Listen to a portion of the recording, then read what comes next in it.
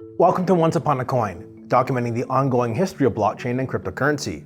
And as always, I'm your storyteller, Jason Cassidy. If you're into the sun, great food, and a host of vibrant cultures, then man oh man did you ever end up at the right place at the right time. And that's because we're about to look at what happened when one of the fastest growing regions in the world got introduced to cryptocurrency. As a good old Canadian lad who hails from the frigid Northern Hemisphere, the topic of this episode alone brings a smile to my face. This is the story of crypto in South America.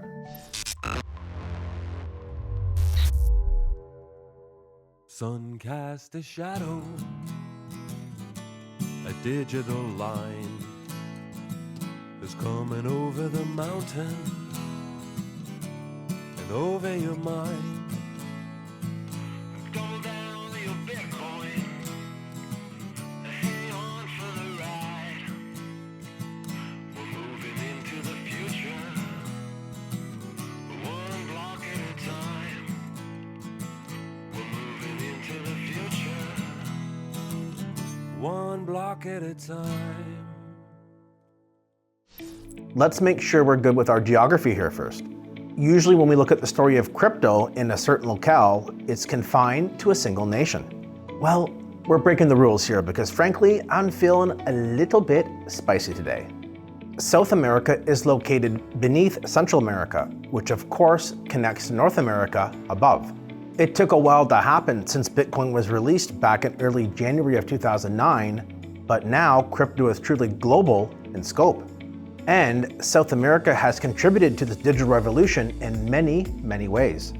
The very earliest of Bitcoin adopters came from just about every part of the globe, and South America was no exception. The place to be back in the day was the legendary Bitcoin Talk Forum, and curious Spanish-speaking techies were popping up everywhere, representing some of the first social groups in these countries. Cryptocurrency truly became a worldwide sensation when Bitcoin kicked off the crazy bull run of 2013. It started off January at around $13 US a coin, yet it would exceed $1,000 US easily before year's end. And what's important to note here is that this is the first bull market that got the full attention of the mainstream media. Now, just about every nation on Earth was talking about cryptocurrency, and its people were hearing about it in the news. As you might expect, interest for this new asset class went through the roof in South America, especially in Argentina and Brazil. Argentina in particular was a great use case for Bitcoin, given the abysmal state that the nation's economics were in at the time. The peso was rapidly losing value against, well, everything. And punitive capital controls were put in place to reduce people's fiscal options. Financial liberation was quite literally one of Bitcoin's main selling points. And now you had a country like Argentina that was looking at Bitcoin as more than just a novelty. It was a potential escape plan for millions and millions of disenfranchised people. So when I came to Argentina 6 months ago, I experienced a country where the government is nationalizing and taking over local businesses. You have 25 to 30% inflation. You have price controls. And in general, monetary restrictions. The locals cannot go to the bank and exchange their pesos for euro or for dollars. And they cannot do international bank transfers. You have this beautiful country and charming people and welcoming nature. But it's a trap. It's a monetary trap. These deplorable economic conditions helped produce some of the longest standing crypto companies in the world. As they say, necessity is the mother of invention. Several South American nations are going through very difficult economic times. So when the bull market of 2013 kicked off in crypto, the collective consciousness of South America went off like a light bulb. These people needed help. And now, if they were willing to take a chance, there was a potential savior there waiting for them. Brazilians were going loco for Bitcoin too. And on June 12th, some history was made. That's when Mercado Bitcoin was founded, which became the first crypto exchange in Brazil. Brazil wasn't the only South American country that was willing to take the nasty plunger though, because in November, someone else stepped up to the plate.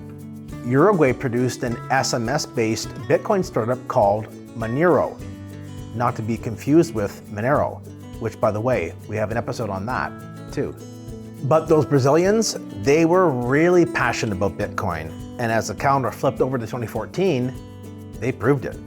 On January 10th, it was reported that South America would be getting its first Bitcoin ATM soon, and that honor would go to the city of Sao Paulo. The first Bitcoin ATM in history had just been launched months prior in Canada, so Brazil was very much part of the early Bitcoin adoption story. A month later, on February 6th, and the first official Bitcoin meetup took place over in Ecuador. Now, even smaller, lesser-known South American countries were getting in on the fun. However, by the spring, it was clear that the crazy bull run of 2013 was now over, and in its place, a very chilly crypto winter was settling in. Regulators were now being forced to come out with some type of guidance for Bitcoin after its prolific rise the year prior. These measures only helped to dampen the waning interest in cryptocurrency as prices were falling for just about everything out there. Despite the bear market hitting pretty hard in 2014, progress for cryptocurrency continued in South America. And it wasn't just Bitcoin that was making progress here either. RipX, an XRP-based startup, was launching its second gateway in September over in Brazil. And around the same time, of all places you could imagine, it was Guyana that was grabbing headlines. The government announced it would be integrating blockchain technology, the underlying innovation powering Bitcoin and all other cryptocurrencies, into some of its agencies. Their interests mostly revolved around data integrity when it came to land surveys and geological explorations.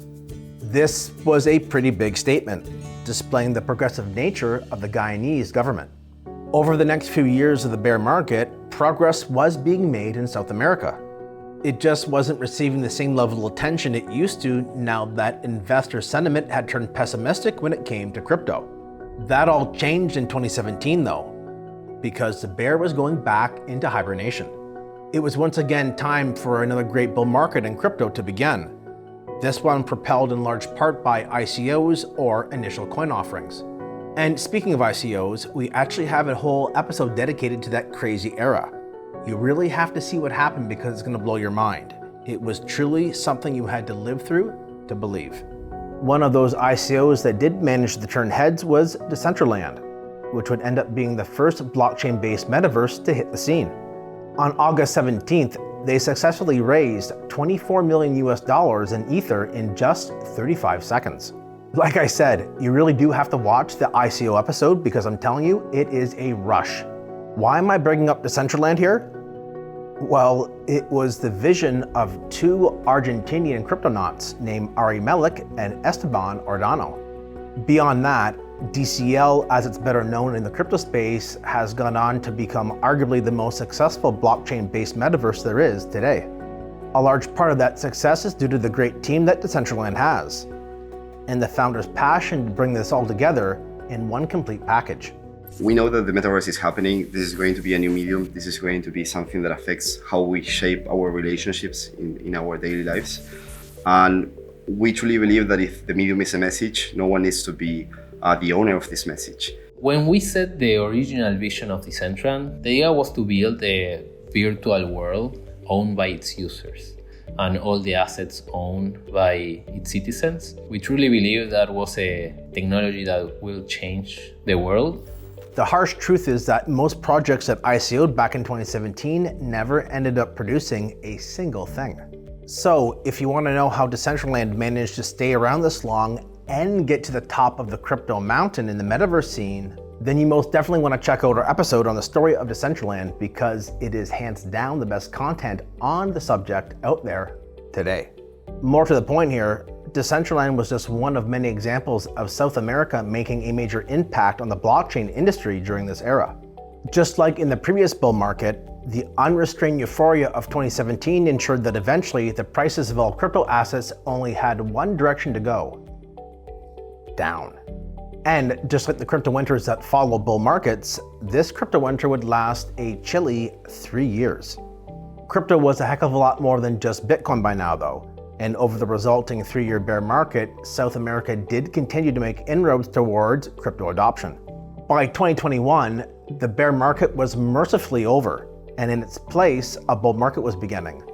The bull was coming back out, and this time, he was gonna have some fun. This bull market was a little bit different from previous ones in that it featured NFTs or non-fungible tokens as a hot new asset class that everyone wanted to get their hands on. So many eventful moments took place during these 12 months that we would actually need a full episode to highlight them all. Suffice to say, South America, country by country, was being onboarded into crypto, fungible or non-fungible. Of course, the typical result of drinking FOMO all night resulted in a very nasty hangover eventually. 2022 was a sobering reminder that in crypto, what goes up very fast will eventually come back down. The Terra implosion followed by the FTX collapse pretty much cemented that a bear market was now in place. Terra really did let off a grenade in a China shop, so if you want to know how it all unfolded, you should check out the story of Terra. We got that too. 2023 and 2024 were more of the same, with adoption reaching the institutional level in some of the top South American nations. Crypto has evolved to become such an integral part of most people's lives that it's now influencing some politics in South America. The countries that were the quickest to adopt it were the ones that had the worst economic conditions, proving once again that Bitcoin and crypto's best use case was allowing people to become their own bank. And this more or less brings us up to present day, where new records are being set and crypto is becoming a well-entrenched part of South American culture. With such a rich history with digital currencies and no end of adoption with cryptocurrency in sight anytime soon, well, the future does look pretty bright for those living south of the equator. I hope you enjoyed today's stroll down memory lane. Until next time, have fun and enjoy life, my friends. I'll be back soon with another incredible story to tell you.